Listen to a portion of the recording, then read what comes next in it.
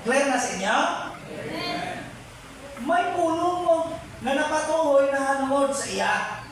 Pero istoryahan ta na siya, paano siya nga naging Elijah siya? Ha? Kung isip sa Lord, paano siya nga naging Elijah siya? Like John siya tayo mga kauturan.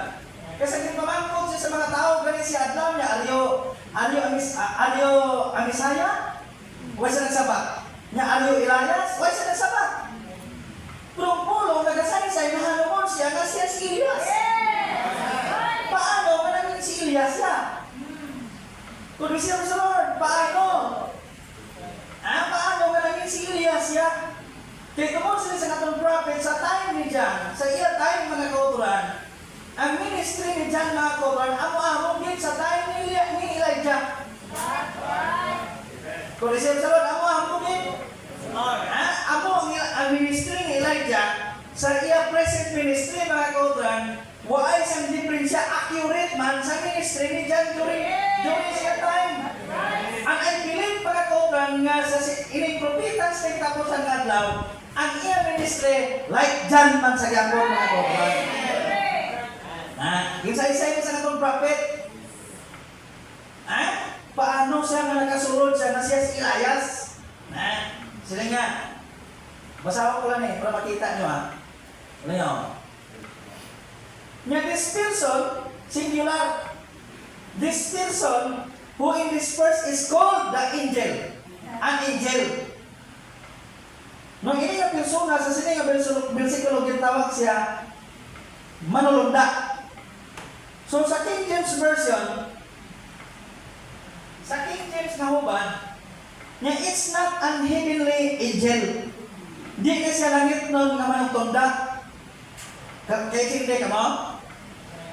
Sa huban sa King James Version, sila sa atong propeta, nga hindi na siya, o kung wala, hindi na siya gitawag nga siya langit nun nga manutunda. Nga the sixth trumpeting angel the sixth trumpeting angel who is an heavenly being. Heavenly being. Drapla sa pag-trumpet sa sibin baya, sa mga bayals. Nga sa Revelation 9:13, ina siya heavenly angel na. Nga ang the seventh angel, nga ang the seventh like order in Revelation 11:15, this one here in Revelation 10:7 is the seventh messenger. Nakuha na mga tuturan? Hindi siya ang punto sa atong prophet, inang manutunda ng deklarar sa bugna G City, hindi na siya langit nun nga manutunda. Kundi ina sa yutan-on nga manutunda mga tuturan. Ano ba nabasa ba sa kasulatan mo? Bisan si Paul gambal na, nga wala ka mo nakukun-ukon sa pagbaton sa akon, nga isa ka manutunda. Ano si Paul gambal sila to? Panaw? Unong si Paul gambal sa pagtawan, nga wala ka mo nakukun-ukon sa akon, nagdili ba? Sa pagbaton sa akon, nga isa ka manutunda sa Diyos. So clear na mga kutulang niya, yung seventh angel, naging declare mga kutulang sa Revelation 10:7, he was not a heavenly angel. It was an earthly angel mga kutulang. Thank you Lord, Nya he is to bring a message from God. The seventh angel, and it is a man. Ngayon, ikapitong manutunda tao na siya. Nga mo magadala sa sining mensahe sa Diyos. Kag siya mensahe, and ministry is going to be finished. Ito? Nga his message and ministry is going to be finished. The mystery of God as declared to His servants, the prophets, mga kauturan. Amo na sa pamagis ang Diyos sa Amos 3:18, surely the Lord God will do nothing, but He revealed His secret unto His servants, nga amo ang propeta, mga kauturan. So may nasa ibang napamagi, nga ang pulong sang Diyos makaabot sa idulongog sang tao, kundi paagi sa propeta sang Diyos. Ang propeta kita sa Diyos, amo na sa microphone sa Diyos, mga kauturan. Okay, padayon ta, kaya para po tayo sa mga kauturan. Hallelujah. Okay, kasay-say isa sa Malakias 4. Ito sa Bible in Malakias 4. Kung isa na isa ka question, nabisan si Ginoong Hesus si Adlaw, libuyaan niya. Nya si Juan nagkari sa pagpasag uli sa tanan ng butang.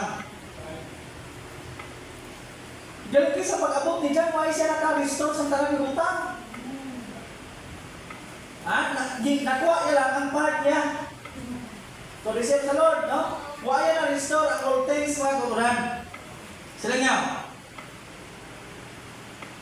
Nya kaya rin karon mag-aabot ang adlaw nga nagadabdab subong sa horno kag ang tanan nga mga bugalon kag ang tanan nga nagahimo sa malaot mangin ginalaban ang adlaw nga mag-abot magasunog sa ila nagasiling ang Ginoo sa mga kasoldadusan agod nga hindi magbilin sa ila si gamot o kon mga sanga apang sa inyo nga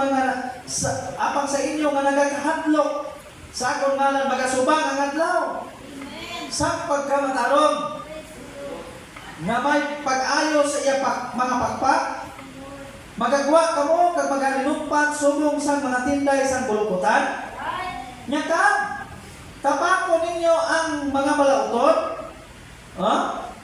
nya kay sila mangin abo sa idalong sa mga dapanapa sa inyong mga tiil sa adlaw ngayon ko nagasiling ang Ginoo sa mga kasoldadusan. Duma ninyo ang kasubuan ni Moses nga ako nalagad nga ginsugo ko sa iya sa Horeb nga sa pupos ni Israel ang mga palatukuran kag mga pagsulundan. Mark 8 in verse 6. 5 and 6. Yari karon ipadala ko sa inyo si Elias. Yari karon ipadala ko sa inyo si Elias. Nga panalagna. Tulisin mo sa Lord. Sa wala pa mag-abot ang dako kag magkakulugman nga adlaw sa Ginoo amo ni platuton. Nya ka? Lisuon niyang tagikusoon sa mga ginikanan sa anak araw.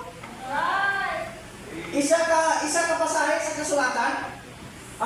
He will turn the heart. And he will turn tagipusoon sa ginikanan sa mga anak. He will turn the heart of the fathers to the sons. To receive sa Lord. Lisuon niya ang tagipusoon sa mga ginikanan sa mga anak. Sa mga anak, kag ang tagipusoon sa mga anak sa ilang mga ginikanan. Amo ni atong time. Basi nga mag-abot ako kag sakiton, no? Ang duta sining pagpakamalaot mga kauturan. Dua, he will turn the heart of the father to their children and the heart of their children back to their fathers mga kauturan. Okay, basahon ko lang na sa inyo. Sila sa atong prophet. Hallelujah. Namin siya mong balanwaryo niyo. And so we see a seventh age messenger coming. Makita ta pag-abot sa ikapitong manong tunda o kon mensahero. Siya isa ka propeta. Now not only do we see this messenger coming here, in Revelation 10:7 niya hindi lamang makita ta siya na siya mag-aabot paagi sa sinagil sulat sa bugna G7. Nya apat atong makita that the word speaks. Kung aton makita ang pulong naghambal. Naghambal nga no of Elijah's coming. No ang pulong naghambal. Nga si Elijah mag-aabot. Ante si Jesus magbalik mga kauturan. Tawag namin sundon tali siya. Abrihin niyo inyong kasulatan. Thank you, Lord. Daiskot siya nga si Elijah mag-aabot anti si Jesus. Kung sa di pa magkari si Jesus, ini Elijah mag-abot. Ha? Sila niya. Dito sa Mateo 17 mga kauturan. 17, Jits. Okay. No, okay, so God.